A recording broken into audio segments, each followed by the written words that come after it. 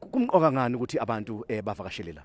Siyabingelela mfowethu, kubaleke kakhulu ngoba le ndawo esikuyona ngaphandle kokuthi namhlanje usuku lwesithathu usuku lapho impi yakadidibene khona zo-22 kuJanuwari. Okubaleke kakhulu ukuthi indawo lena igazi likaZulu eningi elagobhoza khona. Ngale kwalokho nje kuphela namangisi la athola khona ukuthi anqotshwe. Kuqala nqa emlandweni amangisi anqotshwe isizwe nje esincane kakhulukazi isizwe esiphethe umkhonto namahawu.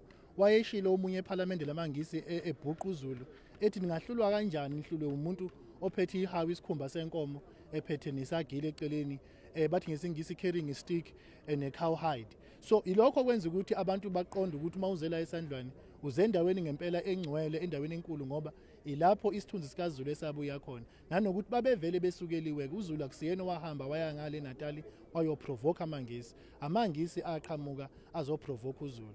Wathi uZulu sokwaneleke usuthinta umsamo wethu ke manje, sokwaneleke usuthinta abadala ke manje, sokwaneleke usuthinta omkhulu besho ucetshwayo. Asikwazi ukuthi singathula sibukele elakwaZulu ihamba kanje. Aphuma amabutho kaZulu eholwa inkosi yakethu uNtshingwayo kaMahole oyekade yizi early 70s.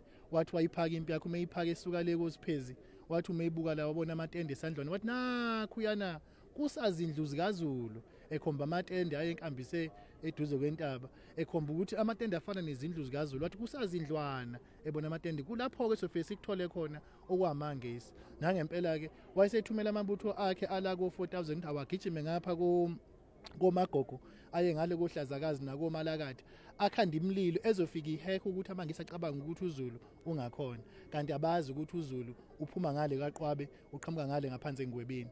Wakhuphuka engwebini uZulu waqhamuka emva kwentaba lephambi kwethu uMabaso wawazungeza amangisi wawashaya engalindele.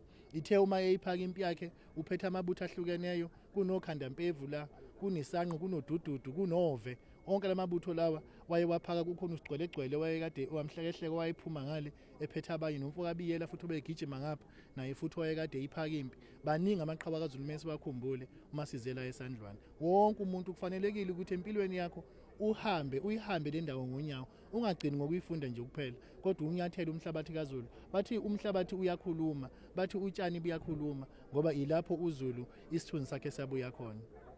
Fukakhuzwa sibonga kakhulu futhi sikudedele ngiyazi ukuthi usenomsebenzi omkhulu kunabantu abafuna ukufunda umlando ngempi yasesandlwana. Kepha ke mbukeli uyakhumbula ukuthi ukukhuleka kwethu kufaka phakathi ukubiza izinyanya, faka phakathi ukubiza amakhosi ahlukahlukene. Nakunoma yipi ke impi kaZulu inyosi ibalulekile. Inyosi ibaluleke kakhulu futhi ke nase ebukhosini. Inyosi iyona ethuka ingonyama phethe ngaleso sikhathi leso uma ke sekuthiwa ke iyaphakwa impi iyohlasela. Njengamanje si nobaba uNgomane ubuze etsheni Mdletshe inyosi yesilo esibusa njengamanje nesilo esesakhothama. Ngomane, ukubaluleka Ngomane kwenyosi ebukhosini noma sekuthiwa ke impi yaphakwa ngesikhathi lesiya sika 1879. Angithi uzwile ukuthi mina ngisho ukuthi sothola mina ngithi soguqa ngoba ngihlonipha umntwana. Ngicabanga ukuthi umuntu uma ebingelela nje kithi sonke esilalele nesibukayo manje baye bahlupha abantu bathathe ngokuthi mangithi inyosi ngisho mina kanti angikhulumi ngami ngikhuluma ngeofisi lenyosi noma ngesikhundla senyosi. KwaZulu inyosi uyena muntu ovula avale esigodlweni nasesizweni ngoba uma ingonyama iqala nje isaphumula fayile izwakala inyosi simemeza onke amakhosi amadala. Uma ngabe ingonyama isiphuma yakubantu fayile izwakala inyosi kuzwakala ngayo ukuthi awuna futhi usiyebonakele. Uma ke kakhulukazi kanjengoba lapha sikhuluma senkundleni yempi enye ke yezinto ke enkulu kakhulu ukuthi ayikaziphakwe kwaZulu impi inyosi ingayibikile emakhosini. Ngisho intelezi kayisebenzi uma ngakhulunyiwe namakhosi ohlanga. Ngisuke ngizama ukukhuthaza ukuthi lo msebenzi wokubonga awubanjwe njengezikhali zamantunga noma ngabe ingane ingakanani naleso siphiwe kodwa akwaziwe ukuthi iyisikusasa namandla esizwe. Yeza lapha impi seyikhulumile inyosi zamemeza zamemeza zonke amakhosi ngoba phela ngaleso sikhathi kwakusekuyinkosi uMpande yayisisemoyeni kuyinkosi uDingane kuyinkosi uShaka kwehleke kuyosenza ngakhona koJama koNdaba koPhunga koMageba koMalandela kanjalo zekufika koMnguni kufika koGumede omhlophe betshenwa ngoba yibo kufanele bahambe nalempi ngamandla abo.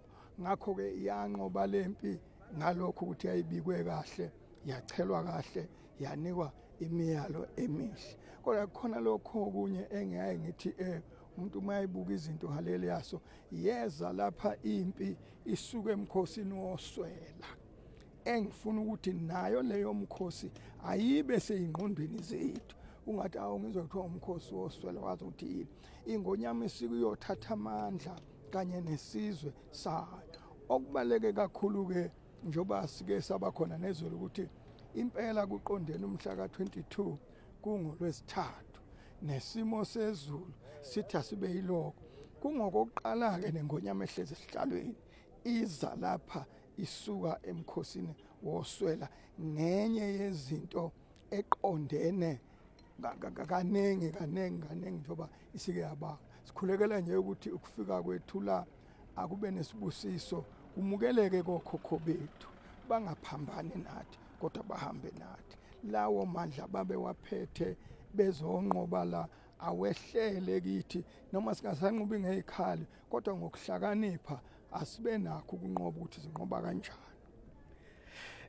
Inyosi ubaba ubuzejeni Mdletshe ngomana sibonge kakhulu kodwa ngenxa yokuthi sisendaweni engcwele ngiyacabanga ngomana ukuthi uzosivumela ukuthi sicele ukuthi usikhulekele kuJinini Ndomnyama umkhumbi kudluka ngibona kumgedlela. Ngiyathokoza ukusho kodwa ke umkhumbi igudluka sibona makumgedlela kade sagcina kwabona indodana uMamonga oSudu lapha sikulo phela izulu eladumoba lapho nganamunga lapho nganamuthelo khona uMahlamvana Phimlendwinde wabaswe uMantshonga benoqhelemana inzima lemnyama engambe ndebezingwe nobe ingonyama izulu elidume phekwe sandlwana umbala uhlaba emankamana luthu khahlamba isigenyane ngesikampande esigenya abantu akhe izinkomo uJinini Ndomnyama ongangamabuya eziziba kwangezolwandle nezothukela usakhamuzi ngamkhonto usakhalukhalweni lapha kuhlangana khona imfula eyabafo yabafokazana ugaqa libomvu awubathonyile umagwaze eguqile onjengethona hlanga lomakhosi wena wendlovu bayede